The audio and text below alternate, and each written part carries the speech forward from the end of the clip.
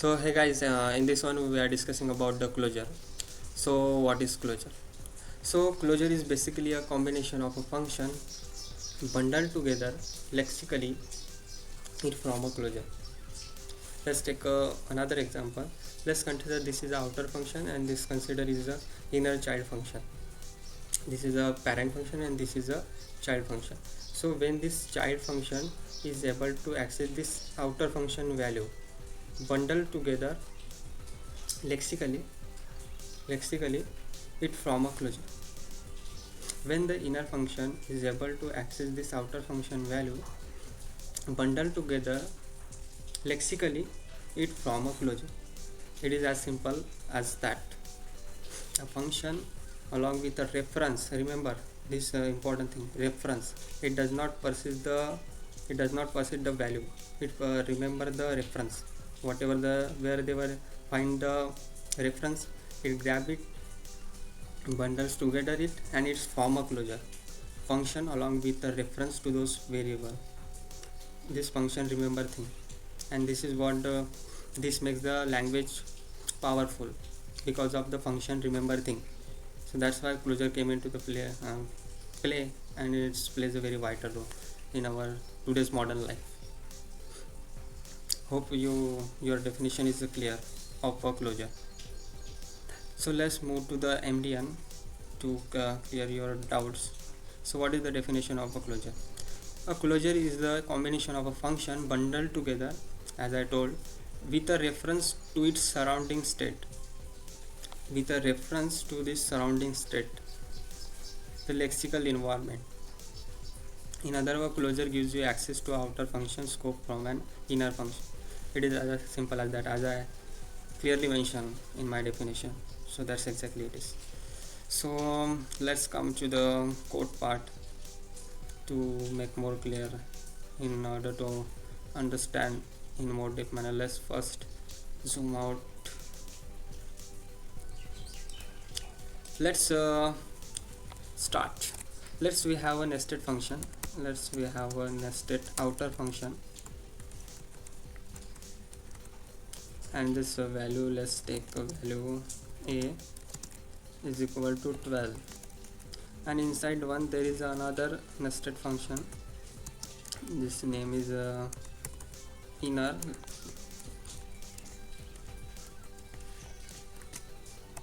and this value is b. Let's take a b. Let's take 38. This value is 38, and let's create another variable which name is the sum. Let's do addition of both a plus b, and just simply console log it sum, and I have to call this outer function outside, which is mandatory, otherwise it will not invoke this. And one more thing I forgot, I have to call this inner function also inside. So this is the exact example of a closure. This is the inner function, as I told in the thing, and this is the outer function value.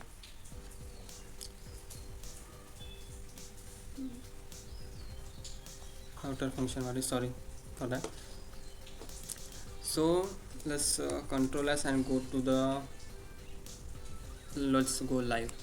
What exactly happened? Let's inspect and see, I got 50. If you notice, see this 50, and I would like to bring your attention here is this is our exact code, and if I put a debugger here and run it, if you are gonna notice here, see it's from a closure. See, closure. So why it look like this? What does that mean exactly? So as I mentioned in the code, so we have hold our value inside this inner function. So inside one it form a closure. Let me open this. So we have hold our program, inside this inner, inside one it form a closure with the variable of this outer. See, outer variable with 12, it bundle together form a closure. This inner function has bind to this outer function value, so it's form a closure. That's what closure it is. Inner function is able to access outer function value, bundle together form a closure. This is how the closure work. And given the fact of the closure, as soon as you return something in the closure, so instead of this calling, and you just return, if you return this, so given the fact of this return, as soon as you return something, it remains same, it remains stored inside a memory. Exactly it means it will not delete from anywhere, it still remain inside the memory. It's the exactly fact of the closure. Just like in a global execution context, might be if you know how Javascript works, there is a two phase create. First is a execution, so first is a creation, second one is a execution. In the first one, all the variables and function monitor, then it go to the executed part, and they begin to execute code, and as soon as the work is finished, the function will vanish, or all things is vanish as soon as the task is done. But in terms of a closure, it will remain same inside the memory. It will same because it's remember it's have a speciality to remember the things. It will still remain inside the memory scope.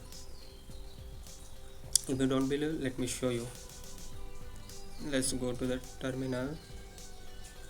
I have to again I have to put the debugger and let me show you. See, oh, I forget to store it somewhere else. So when we return something, so it's mandatory to store it somewhere. It's a mandatory. Let's take one example. Let's you give some money to your friends, and your friends want to return your money, so they ask for Google Pay or Phone Pay. Why they ask for Google Pay or Phone Pay? They want to return or store it somewhere. That's why. So the exact scenario happen here. So when we return something, we need to store it somewhere. So let's store it somewhere. Let's store in a X variable.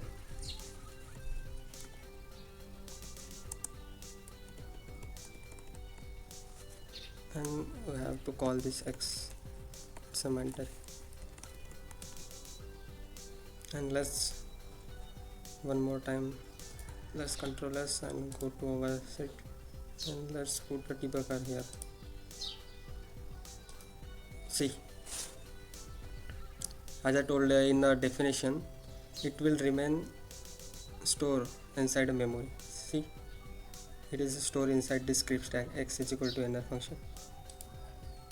It doesn't matter if I am executing, if I terminate from here, from this code, it will still inside this script, inside the memory. It doesn't matter even if I terminate after terminating also, it will still remain inside the memory. It's a benefit, and because of this reason, the language becomes so powerful, because of this function remembering things. That's why closure plays a very vital role. And let me show you one more thing. So this is the exact output, 60. See, so this concept is known as the closure. And remember what I told in the definition. What if I just change the a value 22 to here, a is equal to 44, what it will output? Will it give a result with this a or this a? What it will give? What do you think? Let's check.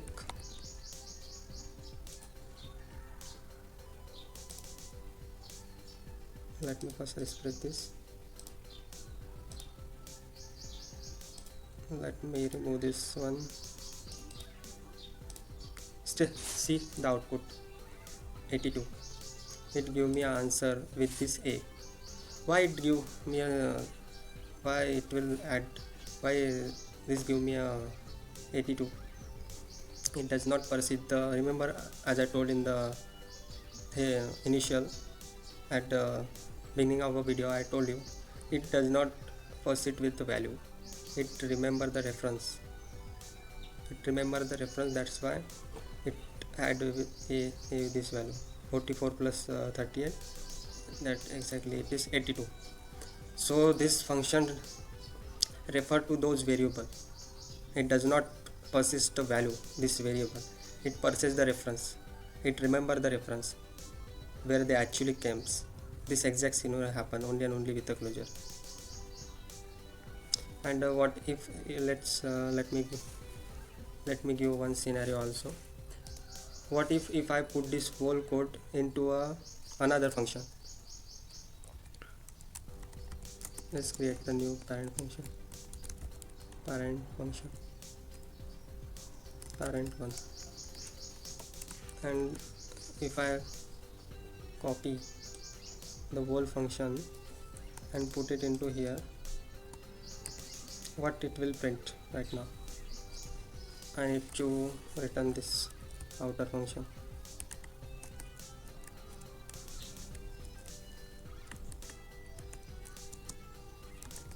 It's a mandatory, and here I need to change to parent 1, because our parent function is this one, parent 1,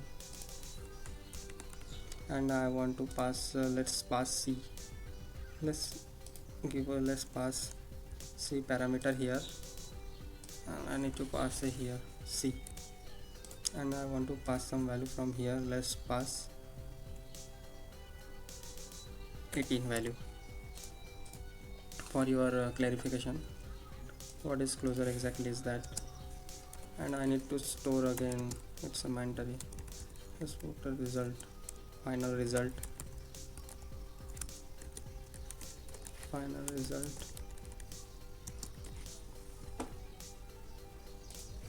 and you need to call this final result one more time. So what it will print as per your thing? Still I pass argument from here to here for your clarification. What it will print? If I control s, see the result is 100. See, the whole function is a combination of a function. See, as I told in the definition, 1, 2, 3 function. Inner function is able to access this parent function value, which I have earlier passed c here, and which value is 18. So the whole exact scenario is that is known as a closure for your clarification. So the whole things revolves around this inner functions. This is gonna give you a brief idea about the closure, how closure it's work, how it's bind together, and how it's actually work, how he is able to access this parent functions value lexically.